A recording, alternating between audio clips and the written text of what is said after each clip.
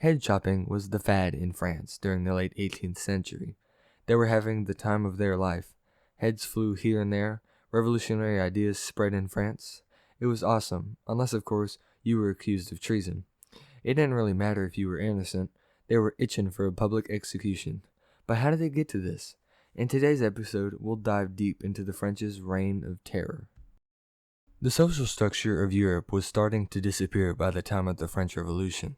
Feudalism favored the wealthy and mostly ignored the commoners. They often struggled to meet basic needs. There are many reasons that the revolution started.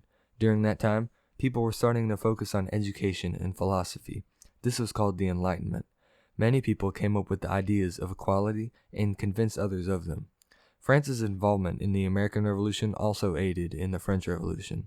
France and Britain had long feuded, so when the colonies declared war, France sent money and supplies to aid in Britain's defeat. This, however, was not a good idea. France was hurt financially by the American Revolution, almost declaring bankruptcy. Lastly, the commoners were becoming aware of how ineffective the royals were. They were out in the fields laboring and starving, while the royals would party. With all the economic and political pressure, they had had enough. The last strand of the rope snapped in February of 1787. General of Finances Charles Alexandre de Calonne arranged for notables to meet and discuss reforms. This was a last-ditch effort to fix the poor conditions. It failed, however, and on June 17, 1789, the Third Estate, which made up 98% of the population, assembled to form the National Assembly. 3 days later, they took the famous tennis court oath. Fear began to spread as rumors of aristocratic conspiracy began circulating. The revolt had begun.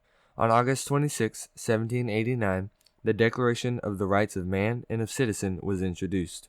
However, the king refused, and the people marched to Versailles and brought the royal couple to Paris on October 5th. France pondered on what would be reformed, and on September 3, 1791, France's very first constitution was written. It implemented a constitutional monarchy. The radicals, however, did not approve and wanted a republican form of government. In April of 1792, France declared war on Prussia and Austria, hoping to spread its revolutionary ideals. But on August 10, 1792, Jacobus, an extremist group, raided the royals in Paris, arrested the king, and executed him. And this is where the Reign of Terror began. On September 20th, 1792, the National Convention, or the First Republic, came to power and governed all of France. Of course, the new government became paranoid of suspected enemies taking over. So, on September 5th, 1793, the government decreed that terror is the order of the day. It stated that in order for the revolution to truly succeed, any opposition to the government must be eliminated. On September 17th, 1793, only a couple of days later, the Law of Suspects was passed. This created revolutionary tribunals. They would try those suspected of treason against the government. Another important bit was the Law of 22 Prail. It stated that if you were accused of being enemies to the revolution, you were not allowed a lawyer during the trial, there was no interrogation or evidence presented in the trial, and the only possible verdicts were acquittal or death. One of the most famous leaders during the revolution was Maximilien Robespierre. He saw the revolution as a way to finally speak out against the injustice in France. In July of 1793, he entered as a member of the Committee of Public Safety.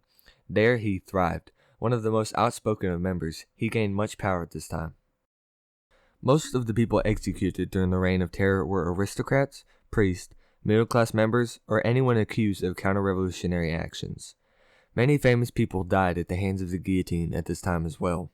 We've already established that King Louis XVI was executed, but the Queen was also executed. On October 14, 1793, Marie Antoinette was tried and executed 2 days later. Georges Danton, a prominent figure in the Revolution, was also executed. In March of 1794, Danton and his allies were arrested and charged with trying to save the king, having foreign allies, and carrying out transactions with enemies. He was executed on April 5, 1794.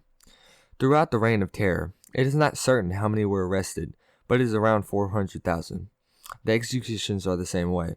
The official documented number is 16,594, but it is very possible that 18,000 or more were killed without trial or in prison. When most people think of the French Revolution, they think of beheading. Beheading was the cool style of execution back then. The instrument of choice was the guillotine. The guillotine looked like a door frame, but had a large triangle blade at the top. The victim would have their head inserted into a small hole, and when the time came, the blade would drop, slicing the head clean off, most of the time. The guillotine was also popular because it allowed the public to watch. Public executions were a form of entertainment back then. There was no TV to watch, so they watched people get decapitated instead. Soon, the revolution had gone too far. Everyone was afraid of being executed, of being against the government. People even accused someone just because they didn't like them. But in the end, even Robespierre wasn't safe. On July 26, 1794, Robespierre gave a speech claiming that many of the members of the convention were traitors.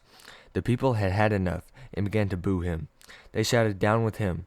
Robespierre was soon arrested and executed on July 28, 1794. This marked the end of the Reign of Terror. After Robespierre's execution, the committee lost its powers, and France watched the things they fought so long and hard for return with the dictatorship of Napoleon. At first, Napoleon appointed a directory to control things, but soon it became riddled with corruption. Eventually, Napoleon declared himself Emperor of France. From the French Revolution, we can learn that change is possible. People can come together and change things that are criminal and unjust. But at the same time, in the wrong hands, things can turn bad fast. Thanks for watching, and if you made it this far, consider liking this video and subscribing. Catch you next time.